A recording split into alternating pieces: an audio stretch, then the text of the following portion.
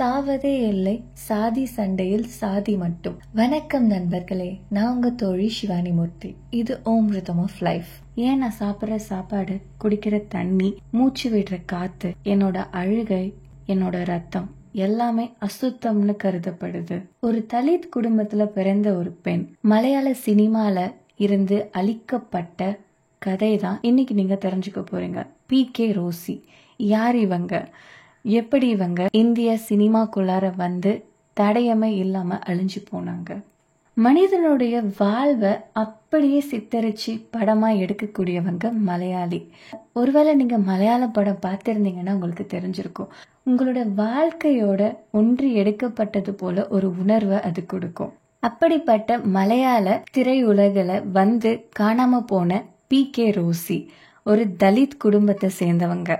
இதனாலதான் அவங்களுடைய வாழ்க்கையே தலைகீழா ஆச்சு. திருவனந்தபுரத்தை சேர்ந்த JC டேனியல் படம் எடுக்கிறதுனா அவருக்கு ரொம்ப பிடிக்குமா. அவர் அப்படி படம் எடுக்கிறதுக்காக ஒரு கதையை எழுதி அந்த கதைக்கான கதாபாத்திரத்தை தேடிட்டு இருக்கும் போது கதாநாயகிகள் கிடைக்கவே இல்லையா. ஏன் அப்படின்ட்டு பாத்தீங்கன்னா, அந்த காலத்துல படத்துல நடிக்கிறது என்பது தவறான செயலா கருதப்பட்டுச்சு. அப்படி இருக்கும்போதுதான் அந்த பகுதியில இருந்த சின்ன திரைக்கோட்டால PK ரோசி சின்ன சின்ன நாடகங்கள்ல நடிச்சிட்டு வந்ததை பத்தி இவர் கேள்விப்பட்டாரு. அவங்களுடைய நாடகத்தை பார்த்த அவரு அவங்களுடைய நடிப்புல அப்படியே பிரமிச்சு போய் நின்ட்டாரு. அதோட சேர்த்து அவர் எடுத்த படத்துக்கு இவங்களை கதாநாயகியா நடிக்க வச்சாரு. அவங்க நடிச்சு வெளியான அந்த படம் ஒரே ஒரு தடவை தான் திரையில காட்டப்பட்டுச்சு. PK ரோசி மற்றும் தன்னோட தாயார அழைச்சிட்டு தான் நடிச்ச படம் முதல் முறையா திரையில காட்டப்படுது, அதை பார்க்கலாம் அப்படின்ட்டு ஆசையா அவங்க போனாங்க. ஆனா அந்த திரை கொட்டாக்கு முன்னாடியே அவங்கள உள்ளார அனுமதிக்காம வெளியில அடிச்சு தோர்த்திட்டாங்க.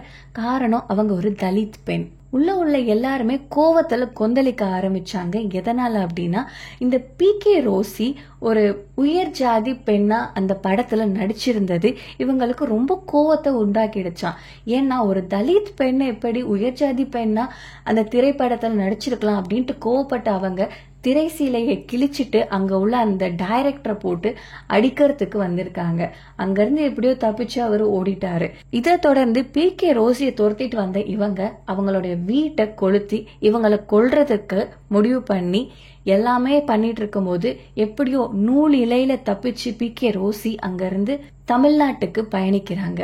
PK ரோசி தன்னுடைய பக்கத்து வீட்டு நபரான கேசவன் பிள்ளையோட அந்த ஊர்ல இருந்து நாகர்கோயிலுக்கு தப்பிச்சு போறாங்க. அப்படி போன அவங்க தன்னுடைய இயற்பெயரான ராஜம்மா அப்படின்ற தாழ்ந்த குலத்து பெயரா ராஜம்மாள் அப்படின்ட்டு உயர்ந்த ஜாதி பெயரா மாத்திக்கிட்டாங்க. தன்னுடைய வாழ்நாள்ல கடைசி வரைக்கும் அவங்க ஒரு உயர்குல பெண்ணாதான் அதற்கு பிறகு வாழ்ந்து இறந்தும் போயிருக்காங்க. தன்னை ஏறெடுத்து பார்த்தான்னு சொல்லிட்டு தென்னை மரத்தை கட்டி வச்சு உயிரோட கொளுத்துனது, தண்டனைன்ற பெயர்ல பெண்களை கற்பழிச்சது, அவங்க மேல உள்ள கோவத்துல அவங்களுடைய வீடு, ஆளு, அவங்களுடைய உடைமைகளை எரிக்கிறது, பிறந்தது ஒரு தாழ்ந்த குலம் அப்படின்ற ஒரே காரணத்துக்காக அவங்கள இவ்வளவு சித்திரவதை பண்றது சரியா? ஒருவனுக்கு என்ன தகுதி இருக்கு அப்படின்றது அவனுடைய குணத்திலேயோ அவனுடைய திறமையிலேயோ இருக்கே தவிர அவன் எங்க பிறந்திருக்கான் அப்படின்றதெல்லாம் கிடையாது. இப்படி இருக்கிற ஒரு ஈன புத்திய நம்ம எப்போதான் மாத்த போறோம்? எது எப்படியோ PK ரோசி அதாவது ராஜம்மாள் தன்னுடைய கடைசி காலத்துல ஒரு உயர் ஜாதி பெண்ணா வாழ்ந்து இறந்திருக்காங்க. இந்த நாட்டுல உண்மையை சொல்லி பிழைக்க முடியாதா அப்படின்ட்டு கேட்டீங்கன்னா தெரியல. ஆனா பொய்ய சொன்னதால பிழைச்சவங்க நிறைய பேர் இருக்காங்க. ஆனா அதற்கு காரணம் யாரு? நான் உங்க தோழி சிவானி மூர்த்தி. இது ஓம் ரிதம் ஆஃப் லைஃப். நன்றி, வணக்கம், வாழ்க வளமுடன், ஜெய்ஹிந்த்.